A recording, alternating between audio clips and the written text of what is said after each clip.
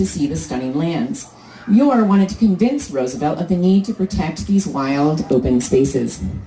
Despite spending the night of May 15th, camping at first on top of several feet of snow and eventually underneath several more new inches of snow, Muir worked his magic on Roosevelt, who would eventually sign into existence 5 national parks, 18 national monuments, 55 national bird sanctuaries and wildlife refuges, and 150 national forests.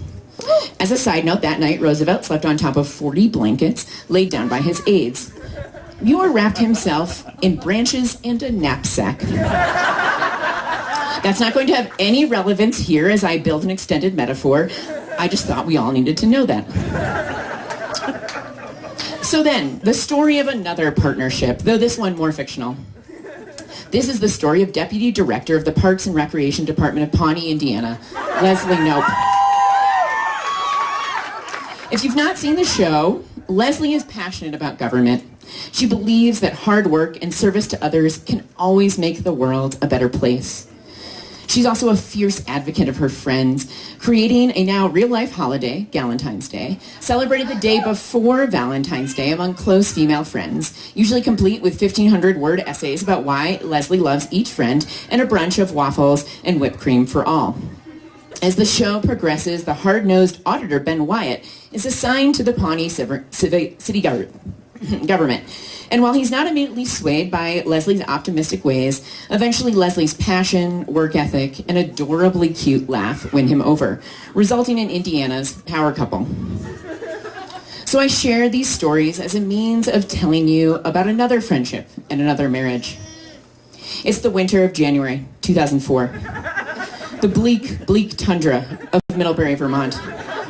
Very, very cold outside. Daylight is scarce. And there's no Zach J-Jack in sight. Oh, you thought this was the story of the friendship and the marriage of Ashley and Zach? Well, think again. This is the story of Ashley's first marriage to me. Back to that bleak winter. We're on the second floor of a freshman dorm, Stewart Hall. The details, probably like those of Muir and Roosevelt, have been embellished, lost a bit to time. But what I remember involves a foosball tournament in which Ashley would be competing as a representative of Logs, lovers of the Garden State. The tournament didn't go as planned. Ashley was back in the dorm in tears looking for my roommate, who was her friend at the time. My roommate wasn't there, but I was. And somehow, a few minutes later, Rusted Roots' Send Me On My Way was playing, and as seems to be a theme, we were singing along together very loudly. And so it began. For the next 3.5 years, Ashley was my John Muir, my Leslie Knope. And 14 years later, she remains those things. Like Muir inspired Roosevelt with his poetry and passion, Ashley inspired me. She's brilliant, as so many of you have commented. Ben Wyatt, after watching Leslie Knope speak passionately about Model UN, once said, "I kind of want to roll up my sleeves and make geopolitics my bitch." Similarly, I distinctly remember listening to Ashley speaking about her classes and actually thinking to myself, I should come up with something that I care about that much. Ashley showed me that I could be silly and joyful while being serious and intelligent. Like Leslie taught Ben the importance of certain foods, particularly waffles, Ashley taught me the importance of good cheese. As I noted last night, we were roommates essentially the whole way through college, and by senior year we had a steady supply of Vermont cheddar or goat cheese and good beer in our tiny dorm room fridge. Ashley taught me how to know what you want in life and how to treat yourself when appropriate. Like Muir encouraged Roosevelt to say yes to adventure, to always do it for the story. Ashley pulled me out of my dorm room at 9 p.m. in the dark of February to play broomball. Pulled me into DJing a radio show with her, even though my musical tastes were limited to about one Paul Simon and one Fleetwood Mac album. Pulled me into skiing in sub-zero temperatures when literally no one else was on the hill because it was not safe. Like she probably has done for so many of you all, even when you were absorbed in your own life, she did all the planning, made sure the logistics were smoothed out, and then convinced you it would be worth it to join her on an adventure. And she's never been wrong. Like Leslie treasured her friendships and poured amounts of time and love into each friend, Ashley has always inspired me to be a better friend. Ashley's bachelorette party this past April was a testament. It was immediately clear that the 14 of us, friends from elementary school all the way to today, crammed into one house, felt equally loved and known by Ashley. It gets harder to stay in touch as we get older, but Ashley seems to have an endless well of love for her friends, and she cultivates some rather remarkable friends. Just meeting and reconnecting with so many this weekend is a testament to her Leslie Knope-like selfless love for others. In so many ways, Ashley is the older sibling I never had, the person I admire, look up to, and the model I think of whenever I reach a crossroads in life. It might now be important to note that Ashley and I became friends right as this little startup called Facebook was taking hold. Sadly, I don't remember our proposal, and I don't have many photos from the big day, but somewhere in there, Ashley and I became married on Facebook. A status that I only somewhat reluctantly changed several months after my other husband, in the eyes of the state of Oregon, sent me an invitation to confirm our relationship status. And thus I've reached a critical turning point in my story. The point where I come to accept that Zach is and should be the rightful married partner of Ashley. Why I think he is worthy to take my place, and why I give them both my blessing today. First of all, Ashley did fly from East Timor to random Canada for my wedding, so I guess I owe her one.